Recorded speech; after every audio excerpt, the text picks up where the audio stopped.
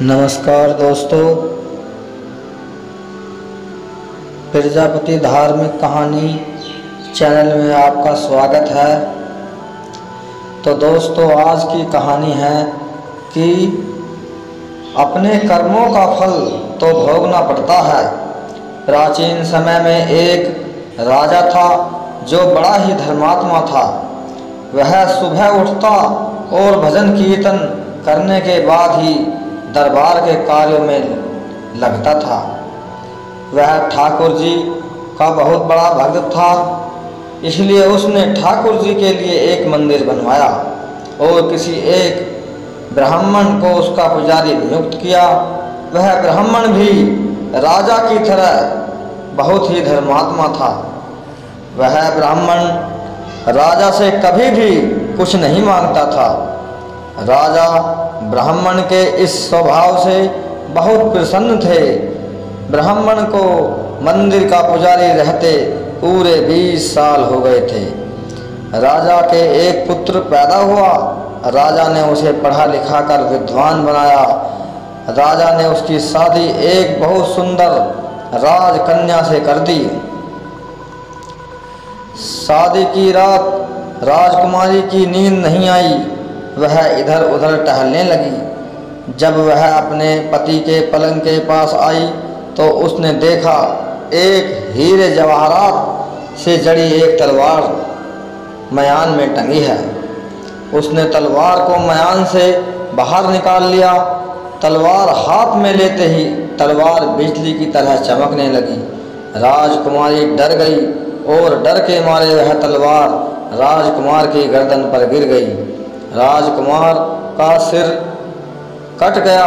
राजकुमार की मौत हो गई और राजकुमारी अपने पति की मौत से वह राजकन्या बहुत रोई, बहुत दुखी हो गई, बहुत विलाप करने लगी और मन में सोचने लगी कि अगर मैंने सबको सच बता दिया कि तलवार से बिजली निकली और मैंने डरकर वह तलवार मेरे हाथ से छूट गई तो सब मेरे पर मजाक बनाएंगे, मेरी बात पर कोई भी विश्वास नहीं करेगा।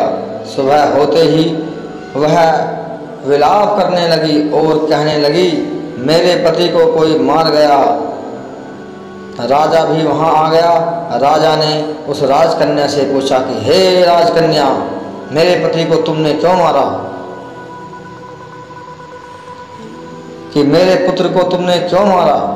राजकन्या बोली, मैंने तुम्हारे पुत्र को नहीं मारा पिताश्री। मैं नहीं जानती कि कौन इन्हें मार गया, पर मैंने उसे ठाकुर जी के मंदिर में जाते हुए देखा है। राजा और सेनापति और जो वहाँ सैनिक उपस्थित थे मंदिर में गए तो उन्होंने पुजारी को पूजा करते हुए देखा तो उन्होंने उसे पकड़ लिया। पुजारी ने बहुत कहा कि मैंने राजकुमार को नहीं मारा है महाराज, पर किसी ने पुजारी की बात नहीं सुनी। राजा ने बहुत सोचा कि ब्राह्मण निर्दोष हो सकता है, पर राजकन्या और सभी लोगों के कहने में आकर राजा ने पुजारी से कहा कि मैं तुम्हें मारने के आदेश तो नहीं दे सकता, पर जिस हाथ से तुमने मेरे पुत्र को मारा है, मेरे पुत्र के प्राण लिए हैं, उस हाथ को काटने का आदेश देता हूँ। राजा ने पुजारी का हाथ कटवा दिया। इस पर ब्राह्मण बहुत दुखी हुआ और राजा को अधर्मी और कच्चे कानों का समझकर उसके राजा को छोड़कर चला गया। ब्राह्मण ने बहुत खोज की कि कोई मुझसे ज़्यादा विद्वान मिले जो पूजा करने वाले हाथों का कट जाने के बारे में बताए। उसे एक विद्वान काशी में मिले।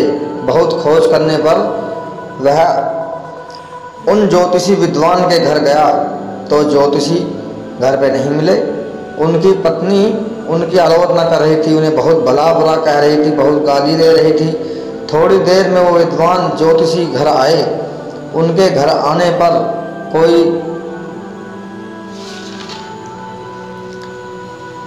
घर आने के बाद भी उनकी पत्नी उनका तिरस्कार कर रही थी, पर ज्योतिषी चुप रहे। उन्होंने अपनी पत्नी से कुछ भी नहीं कहा और अपनी गद्दी पर जाकर बैठ गए। ब्राह्मण को देखकर ज्योतिषी बोले कि कहिए ब्राह्मण देवता, आपका कैसे आना हुआ। ब्राह्मण देवता बोला, आया तो अपने बारे में बहुत कुछ पूछने था, पर पहले आप अपना हाल बताइए। आपकी पत्नी अपनी जुबान से आपका इतना तिरस्कार क्यों करती है, इतना अपमान क्यों करती है। यह ज्योतिषी महाराज बोले, यह मेरी स्त्री नहीं, मेरा कर्म है।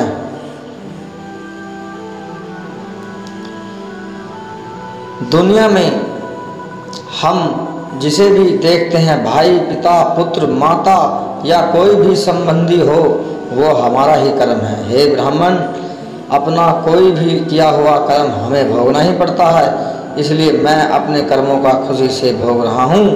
ब्राह्मण ने कहा, आपने ऐसा कौन सा कर्म किया था जिसकी आपको ऐसी सज़ा मिल रही है।